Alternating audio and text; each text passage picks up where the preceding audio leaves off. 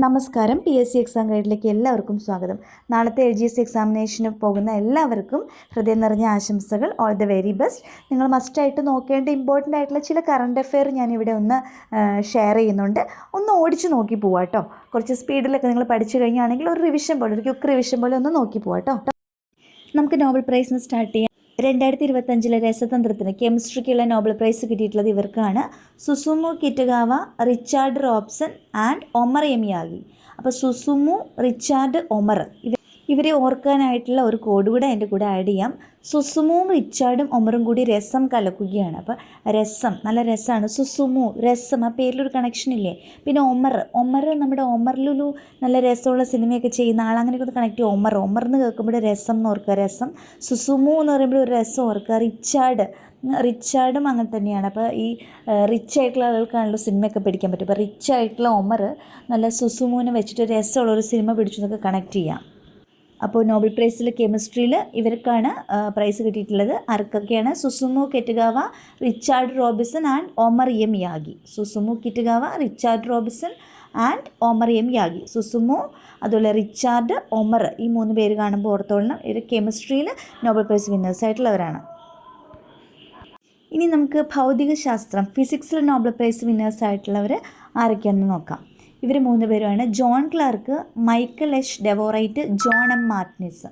അപ്പോൾ 2 ജോൺ ഉണ്ട്, ഒരു മൈക്കൽ ഉണ്ട്. ഫിസിക്സിന് 2 ജോണും ഒരു മൈക്കലും ഉണ്ട്. ഓക്കെ, അപ്പോൾ മൈക്കൊക്കെ പ്രവർത്തിക്കുന്ന ഫിസിക്സിൻ്റെ ഒരു തത്വമാണല്ലോ, നമ്മുടെ സൗണ്ട് എനർജീനെ ഇലക്ട്രിക് എനർജി ആക്കുന്നത്. മൈക്കൊക്കെ വരുന്നത് ഫിസിക്സാണെന്ന് ഓർക്കുക.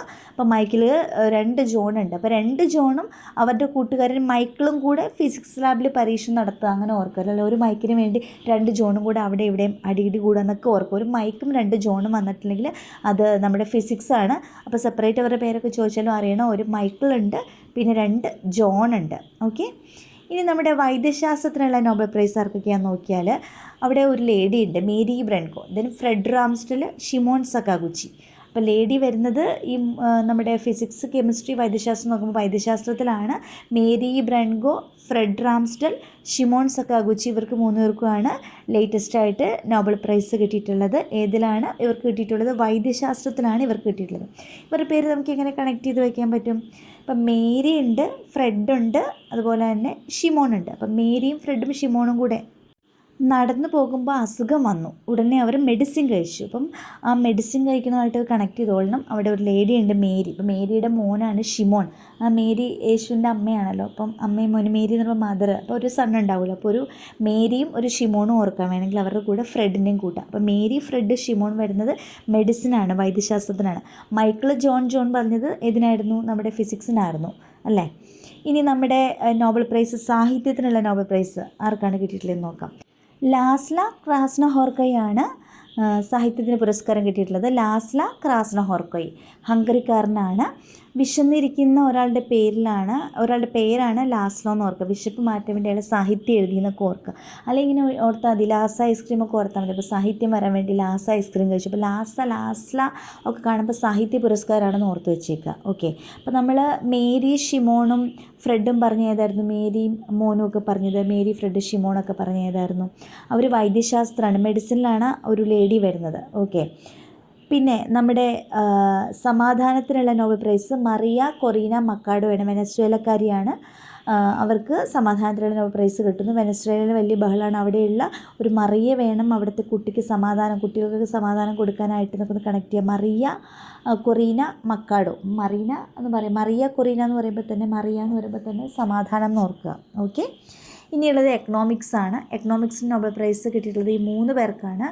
Joel Mokyr, Philippe Aghion and Peter Howitt. Okay, Peter Howitt, Philippe Aghion and Joel മുക്വറാണ്. അപ്പോൾ ഇവിടെ നിങ്ങൾക്ക് എക്കണോമിക്സ്, സാമ്പത്തികം എന്ന് പറയുമ്പോൾ നല്ല ക്യാഷ് ഉള്ളവരാണല്ലോ ബ്രാൻഡ് ഷർട്ടൊക്കെ ഇടുക. അപ്പോൾ ഇവിടെ ലൂയി ഫിലിപ്പ് ഒരു ബ്രാൻഡ് ഷർട്ടിൻ്റെ പേരാണല്ലോ. അതിൽ പീറ്റർ ഇംഗ്ലണ്ട്. അപ്പോൾ ഫിലിപ്പും പീറ്ററും ഓർക്കുക. ലൂയി ഫിലിപ്പ്, പീറ്റർ ഇംഗ്ലണ്ട് എന്നുള്ള ബ്രാൻഡ് കൊടുത്താൽ 2 ഷർട്ടിൻ്റെ ബ്രാൻഡാണ്. അപ്പോൾ അത് എക്കണോമിക്സിനാണെന്ന് ഓർക്കുക. പിന്നെ ജോയൽ മൊക്കോർ. അപ്പോൾ ജോയൽ എന്ന് പറയുമ്പോൾ നല്ല സന്തോഷം, ബ്രാൻഡ് ഷർട്ടൊക്കെ ഇട്ട് നല്ല സന്തോഷം എടുക്കുകയാണ് എക്കണോമിക്കലി സ്ട്രോങ് ആയിട്ടുള്ള ആൾക്കാർ. അപ്പോൾ അങ്ങനെ ഓർക്കുക. അപ്പോൾ കയ്യിൽ പൈസ ഉണ്ട്. അപ്പോൾ ജോയ് വന്നു. ദെൻ ഫിലിപ്പും അതുപോലെ തന്നെ പീറ്റർ ഹോവിറ്റും. ഓക്കെ, അപ്പോൾ സാഹിത്യത്തിനും സമാധാനത്തിനും ഒരാൾക്കേ ഉള്ളൂ. സാഹിത്യത്തിന് ലിറ്ററേച്ചർ ലാസ വെച്ച് വരുന്ന പേരാണ്. സമാധാനം മറിയ കൊറീന അല്ലേ. പിന്നെ നമ്മുടെ മേരി, അതുപോലെ തന്നെ ഷിമോൻ ഫ്രെഡൊക്കെ വരുന്നത് എതിരാണ്. മേരിയൊക്കെ വരുന്നത് വൈദ്യശാസ്ത്രമാണ്. പിന്നെ നമ്മുടെ സുസുമു, അതുപോലെ തന്നെ ഒമർ, പിന്നെ റിച്ചാർഡൊക്കെ വരുന്നത് ഏതിനാണ്? സുസു രസതന്ത്രമാണ് വരുന്നത്. പിന്നെ മൈക്കിളും 2 ജോണും വരുന്നത് നമ്മുടെ ഫിസിക്സ് ആണെന്ന് ഓർക്കുക. ഓക്കെ, എക്കണോമിക്സിനാണ് ഫിലിപ്പ്, ഇംഗ്ലണ്ട്, ജോയിലൊക്കെ വരുന്നത്. ഇനി നമുക്ക് ഇമ്പോർട്ടൻറ്റ് വെന്യൂസ് ഇൻ 2026 നോക്കാം. ഇമ്പോർട്ടൻറ്റ് വെന്യൂസിൽ ആദ്യം നമുക്ക് നോക്കാം ഫിഫ വേൾഡ് കപ്പ് 2026 വെന്യൂ എവിടെയാണ്? 3 സ്ഥലങ്ങളിലായിട്ടാണ്. USA, Canada and Mexico. 3 ഇടങ്ങളിലായിട്ടായിരുന്നു ഫിഫ നടന്നിട്ടുണ്ടായിരുന്നത് അല്ലേ. ഇനി കോമൺവെൽത്ത് ഗെയിംസ് 2026 വെന്യൂ എവിടെയാണ്? കോമൺവെൽത്ത് സ്കോട്ട്ലൻഡിൽ ഗ്ലാസ്ഗോയിലാണ് കോമൺവെൽത്ത് 2026. ഇനി ഏഷ്യൻ ഗെയിംസ് 2026 വെന്യൂ ഏതായിരുന്നു എന്ന് ചോദിച്ചാൽ, ഏഷ്യൻ ഗെയിംസിൻ്റെ എ വെച്ചിട്ട് തന്നെ ഒരു സ്ഥലമാണെന്ന് ഓർക്കുക. ഐച്ചി, നഗോയയിലാണ്, ജപ്പാനിലാണ്. ഏഷ്യൻ ഗെയിംസ് വരുമ്പോൾ ആ എ ഓർക്കുക. ഐച്ചി, എയിൽ സ്റ്റാർട്ട് ചെയ്യുന്നത് ഏഷ്യൻ എന്നെഴുതുന്ന പോലെ. ഐച്ചി, നഗോയ, ജപ്പാനാണ്. Women's T20 world cup 2026 venue എവിടെയാണ്? നമ്മുടെ വനിതകൾ, ഇന്ത്യൻ വനിതകൾ വേൾഡ് കപ്പിന് വേണ്ടിയിട്ട് പോയത് ഇംഗ്ലണ്ടിലേക്കാണെന്ന് ഓർക്കുക. അപ്പോൾ വുമൺ വേൾഡ് കപ്പ് 2026 വെന്യൂ ഇംഗ്ലണ്ടാണ്. സമ്മർ യൂത്ത് ഒളിമ്പിക്സ് 2026 സെനഗലിലാണ്, Dakar. FIFA woman basketball world cup 2026 venue Berlin, ജർമ്മനിയിലാണ്. ഫിഫ വേൾഡ് കപ്പ് ഫുട്ബോൾ എവിടെ ആയിരുന്നു? 3 സ്ഥലങ്ങളിലായിരുന്നു. USA, Canada, Mexico. ഇത് ബാസ്കറ്റ്ബോളാണ്, വുമൺ ബാസ്കറ്റ്ബോളാണ്. ബാസ്കറ്റ്ബോളിൻ്റെ പി വെച്ചിട്ടാണ് ബെർലിൻ, ജർമ്മനി. Okay. FIFA under twenty women's world cup 2026 പോളണ്ടാണ് വെന്യൂ വരുന്നത്.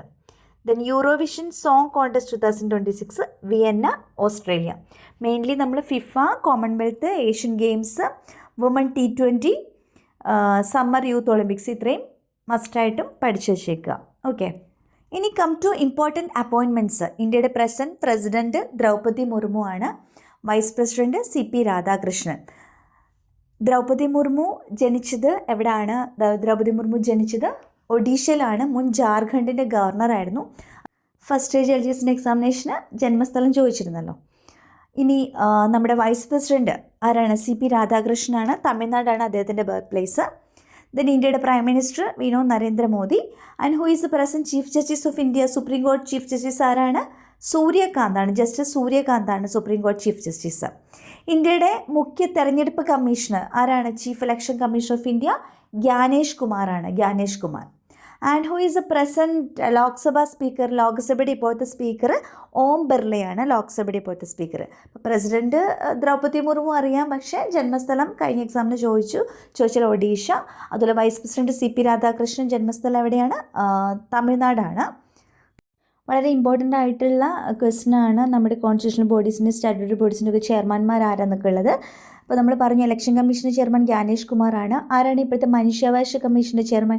Human right commission chairman justice V രാമസുബ്രഹ്മണ്യനാണ്. Ramasubramanian. Okay. Chief information commissioner of India ആരാണ്? ഹീരാലാൽ സമരിയാണ്. വിവരാവകാശ കമ്മീഷണർ ഹീരാലാൽ സമരിയാണ്. ഇനി national commission for scheduled caste, നമ്മുടെ പട്ടികജാതി കമ്മീഷൻ ചെയർമാൻ കിഷോർ മക്വാനയാണ്. National commission for scheduled tribes പട്ടികവർഗ കമ്മീഷൻ ചെയർമാൻ അന്താർ സിംഗ് ആര്യയാണ്. അപ്പോൾ രണ്ടും ഉറപ്പിച്ച് വെച്ചു. പട്ടികജാതി കമ്മീഷൻ്റെത് കിഷോർ മക്വാനയും പട്ടികവർഗ കമ്മീഷൻ്റെ അന്താർ സിംഗ് ആര്യയാണ്. നാഷണൽ കമ്മീഷൻ ഫോർ മൈനോറിറ്റീസ് ആരാ ഇപ്പോഴത്തെ? മൈനോറിറ്റി കമ്മീഷൻ ചെയർമാൻ ആരാണ്? ഹർജിത് സിംഗ് ഗ്രേവാൾ ആണ്. ഹർജിത് സിംഗ് മൈനോറിറ്റി കമ്മീഷൻ്റെ. National commission four backward class NCBC, നമ്മുടെ ബാക്ക്വേർഡ് ക്ലാസ് കമ്മീഷൻ്റെ പിന്നോക്ക വിഭാഗ കമ്മീഷൻ ചെയർമാൻ ആരാണ്? സാധ്വി നിരഞ്ജൻ ജ്യോതിയാണ്. സാധ്വി നിരഞ്ജൻ ജ്യോതി. അപ്പോൾ സ്വാതി ജ്യോതി എന്നൊക്കെ വരുന്നത്, സാധ്വി നിരഞ്ജൻ ജ്യോതി വരുന്നത് നമ്മുടെ ബാക്ക്വേർഡ് ക്ലാസ് കമ്മീഷൻ ചെയർമാനാണ്. National commission for woman commission ആരാണ്? വുമൺ കമ്മീഷൻ്റെ ചെയർമാൻ ആരാണ്? വിജയ ആർ റാഹത്കർ ആണ്. നമ്മുടെ ഇപ്പോഴത്തെ UPSC ചെയർമാൻ ആരാണ്? UPSC chairman Ajay Kumar. UPSC chairman Ajay കുമാറാണ്. Ajay Kumar UPSC chairman. അപ്പോൾ ഇത്ര ഓർത്ത് വെച്ചോണം.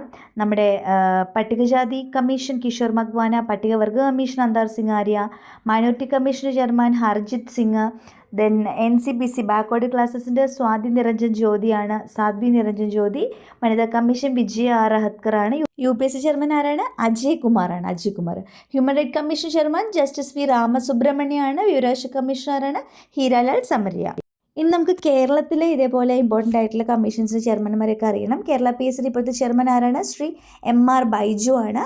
Kerala state human right commission chairman ആരാണ്? മനുഷ്യാവകാശ commission chairman justice Alexander Thomas ആണ്. ഇനി ആരാണ് Kerala state chief information commissioner? നമ്മുടെ വിവരാവകാശ കമ്മീഷണർ TK രാമകൃഷ്ണനാണ്. TK രാമകൃഷ്ണൻ. ഇനി കേരളത്തിൽ ഇപ്പോഴത്തെ വനിതാ കമ്മീഷൻ്റെ ചെയർപേഴ്സൺ ആരാണ്? പി സതീദേവിയാണ് സംസ്ഥാനത്തെ ഇപ്പോഴത്തെ വനിതാ കമ്മീഷൻ്റെ ചെയർപേഴ്സൺ. നമ്മുടെ ഇപ്പോഴത്തെ CAG ആരാ? CAG of India K Sanjay മൂർത്തിയാണ്. CAG of India K Sanjay മൂർത്തിയാണ്. നമ്മുടെ ഇപ്പോഴത്തെ അറ്റോർണി ജനറൽ ആരാണ്? ഇന്ത്യയുടെ അറ്റോർണി ജനറൽ R വെങ്കട്ടരമണിയാണ്. അഡ്വക്കേറ്റ് ജനറൽ ആരാണ്? K Gopalakrishna Kurup. Attorney general Venkataramani, advocate general K Gopalakrishna Kurup. ഇനി 2026 പ്രധാനപ്പെട്ട ചില ദിനങ്ങളും ആ ദിനങ്ങളുടെ തീമുകളും നമുക്ക് നോക്കി വയ്ക്കാം. അന്താരാഷ്ട്ര വനിതാ ദിനം മാർച്ച് 8-നാണ്. എന്താണ് ഇത്തവണത്തെ തീം? അവകാശങ്ങൾ, നീതി, പ്രവർത്തനം എല്ലാ സ്ത്രീകൾക്കും പെൺകുട്ടികൾക്കും എന്നുള്ളതാണ്.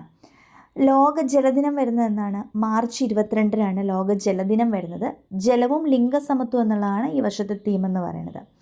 ലോക ആരോഗ്യ ദിനം ഏപ്രിൽ 7-ആണ്. ഒന്നിച്ച ആരോഗ്യത്തിനായി ശാസ്ത്രത്തെ പിന്തുണയ്ക്കാം എന്നതാണ് തീം. ഭൗമദിനമാണ് ഏപ്രിൽ 22. മാർച്ച് 22 ജലദിനം, ഏപ്രിൽ 22 ഭൗമദിനമാണ്.